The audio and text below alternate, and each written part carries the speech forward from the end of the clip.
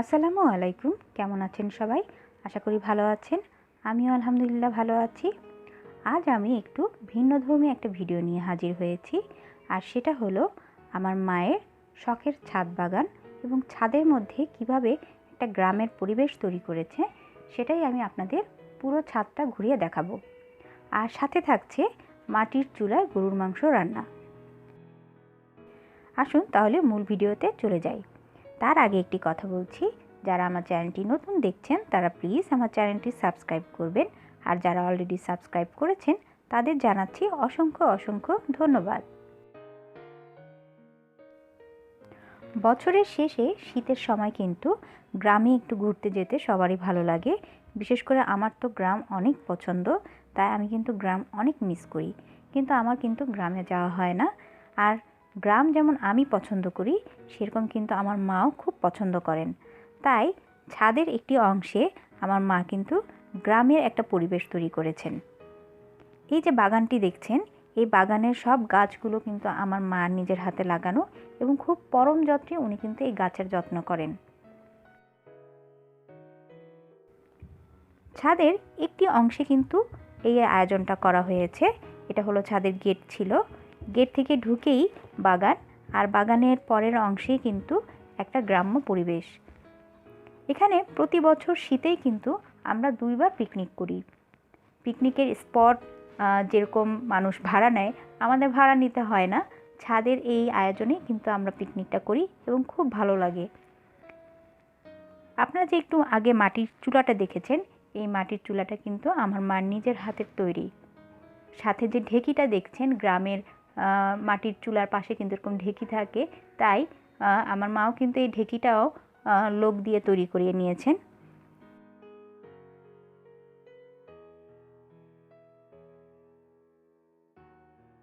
এই যে লাকড়িগুলো দেখছেন, এগুলো কিন্তু গাছের শুকনো পাতা এবং ডাল, এগুলো সারা বছর আমার মা জমিয়ে রাখেন এই পিকনিকে রান্না করার জন্য।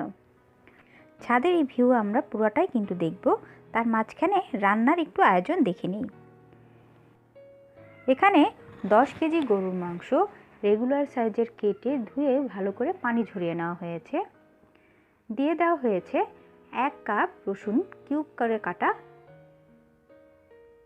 আর হলো 2 কাপ পেঁয়াজ কুচি।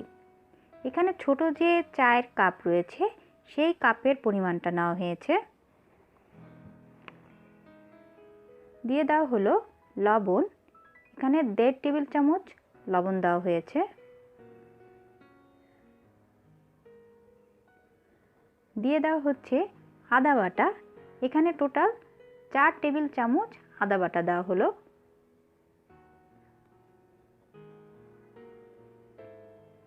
এবার দিয়ে দেওয়া হচ্ছে রসুন বাটা, রসুন বাটাটা 1.5 টেবিল চামচ দেওয়া হয়েছে।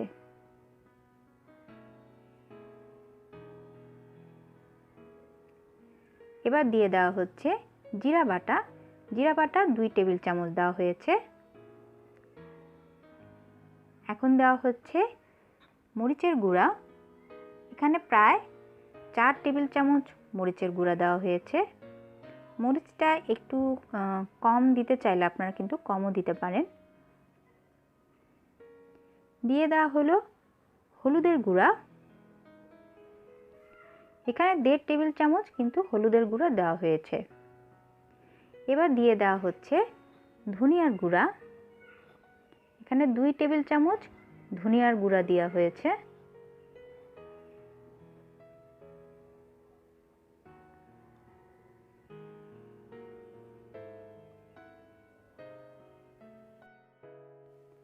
এখন দিয়ে দেওয়া হলো সয়াবিন তেল, এখানে টোটাল 5 কাপ সয়াবিন তেল দেওয়া হয়েছে।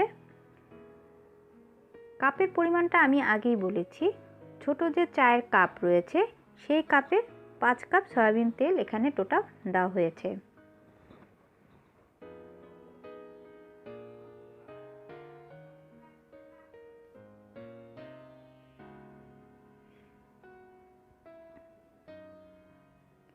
এখন দিয়ে দেওয়া হবে গরম মশলা, এখানে প্রায় 15 থেকে 20টা তেজপাতা দেওয়া হলো, আর 15 থেকে 20 টুকরা দারচিনি দেওয়া হলো, আর দেওয়া হবে এলাচ।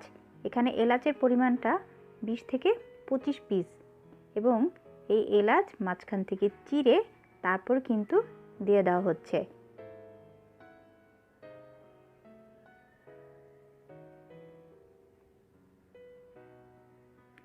এখন সব উপকরণ কিন্তু মাংসের সাথে খুব ভালো করে আমার মা মিক্সড করে দিচ্ছে, কারণ যত বেশি ভালো করে মিক্সড করা হবে তত বেশি কিন্তু গরুর মাংসের স্বাদটা বেড়ে যাবে।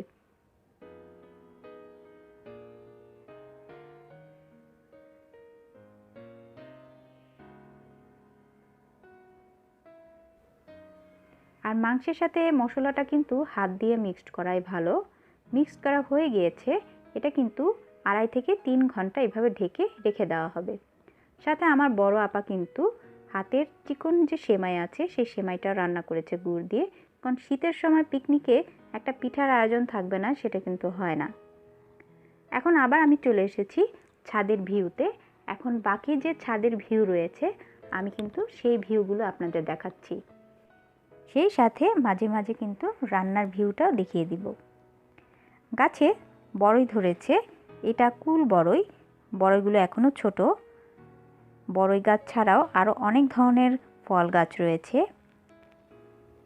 পেয়ারা, আম গাছ, তারপরে কাঁঠাল গাছ, এরপরে সবেদা গাছ, জামরুল গাছ, তারপরে কামরাঙ্গা, আরও অনেক ধরনের শাকসবজিও কিন্তু আমার মা এখানে করে খায়।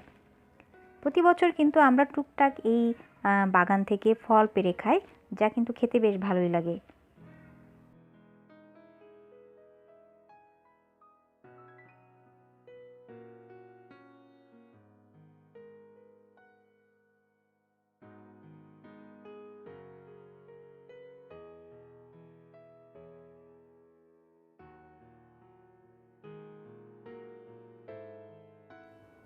এই সাইডে কিন্তু অনেকগুলো পাতাবাহার গাছ রয়েছে, পেছনে আপনারা কিন্তু বেশ কিছু ফুল গাছ দেখেছেন, আর এখানে রাখা হয়েছে অনেকগুলো পাতাবাহার গাছ।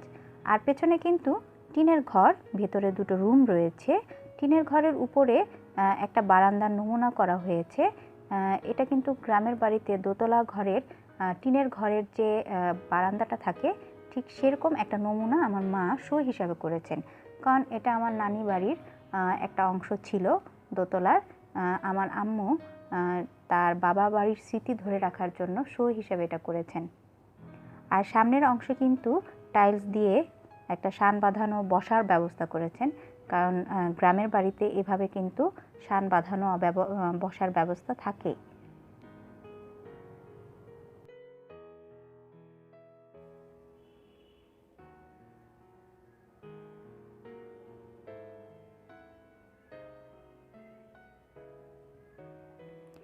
এটা হলো পুরো বাগানের ভিউটা।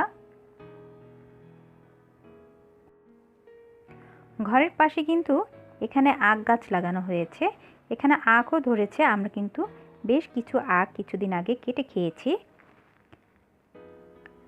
ছাদের মধ্যে নিজেরা আখ গাছ লাগিয়ে সে আখ কেটে খাওয়ার মজাই কিন্তু অন্যরকম। গ্রামে না গিয়ে ছাদের মধ্যে গ্রাম্য একটা পরিবেশের স্বাদ গ্রহণ করাটাই কিন্তু, এটাই আমি কিন্তু আপনাদের বোঝাতে চাচ্ছি। এখনও বেশ কিছু আখ কিন্তু রয়েছে যেটা বড় হয়নি।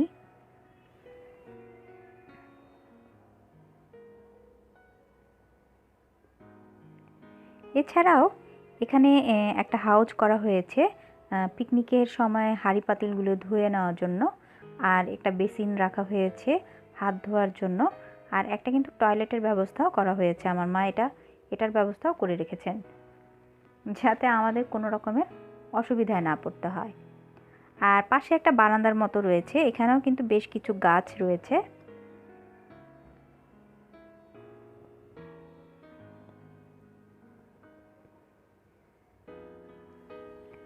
আসুন এগুলো দেখতে দেখতে রান্নার একটা আয়োজন যে ছিল সেটা শুরু করে ফেলি।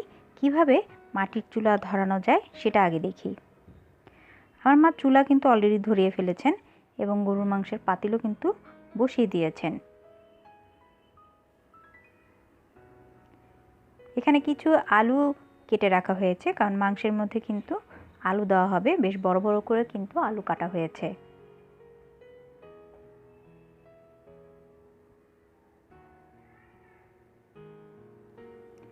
এখন গরুর মাংসের অবস্থাটা আপনাদের একটু দেখাচ্ছি।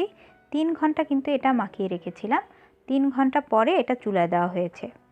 এর ফাঁকে কিন্তু অনেক রান্নাই করা হয়ে গিয়েছে, কারণ পিকনিকে শুধু গরুর মাংস খেলেই তো হবে না, আর অনেক আয়োজনই ছিল, যেটা আমি আপনাদের এক ঝলক একটু দেখিয়ে দিচ্ছি। পিকনিকে কিন্তু অনেক মানুষই ছিল, ক্যামেরার সামনে কেউ আসতে চায় না, তাই আমি কিন্তু কাউকে ক্যামেরার সামনে নিয়ে আসছি না। এখন চলে যাচ্ছি আবার ছাদের সেই ভিউতে। এতক্ষণ কিন্তু বাইরের ভিউটা আপনাদের দেখিয়েছি, এখন টিনের ঘরের ভেতরের যে অংশ, চলুন সেটাই দেখি।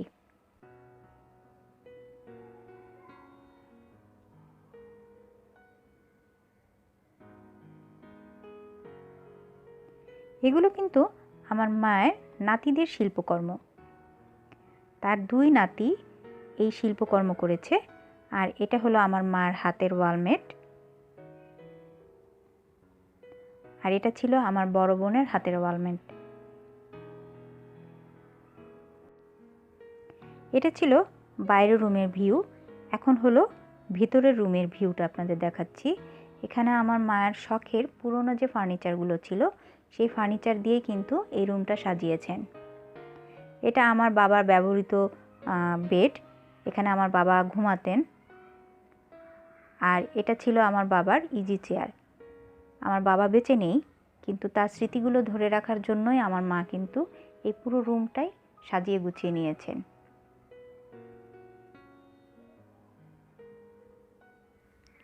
আসুন গরুর মাংসটা যে রান্নার জন্য বসানো হয়েছিল তার কি অবস্থা তা একটু দেখি।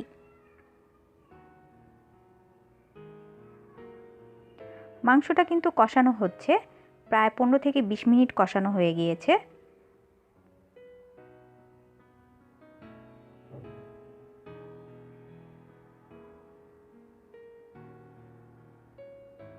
আরও 15-20 মিনিট কষানো হবে, আর পুরো রান্নাটাই কিন্তু আমার আম্মু করছে। ততক্ষণে আবার কিন্তু একটু ছাদের ভিউ দেখে নিই।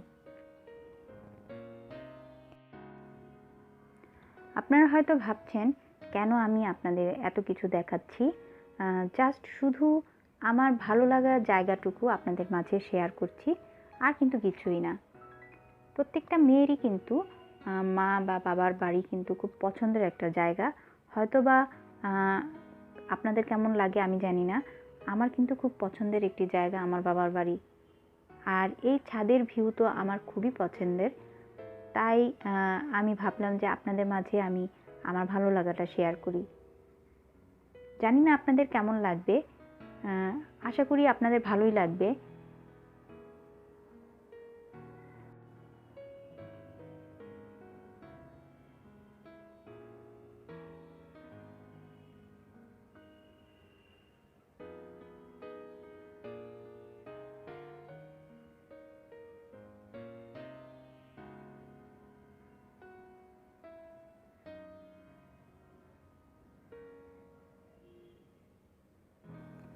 এখন কিন্তু মাংসের মধ্যে সেই আলুগুলো দিয়ে দেওয়া হয়েছে। আলুগুলো দিয়েও কিন্তু 10 মিনিট কষানো হবে। 10 মিনিট কষানোর পরে আগে থেকে করে রাখা গরম পানি কিন্তু ঝোলের জন্য দিয়ে দেওয়া হচ্ছে।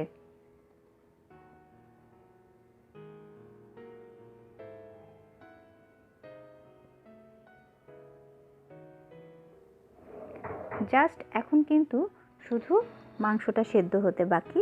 সেদ্ধ হতে যতটুকু সময় লাগবে ঠিক ততটুকু সময় কিন্তু রান্না করা হবে।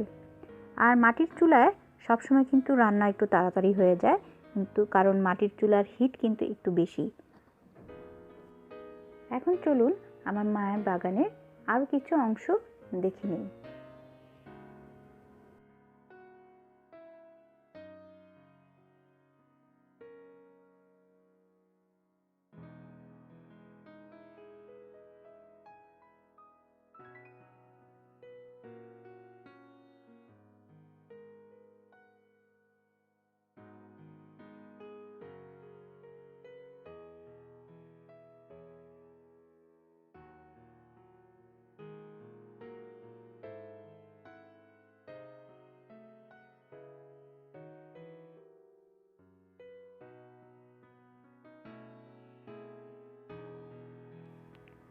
অন্যদিকে মাংস রান্না কিন্তু হয়ে গিয়েছে, এখন চুলা থেকে নামিয়ে নেওয়া হবে।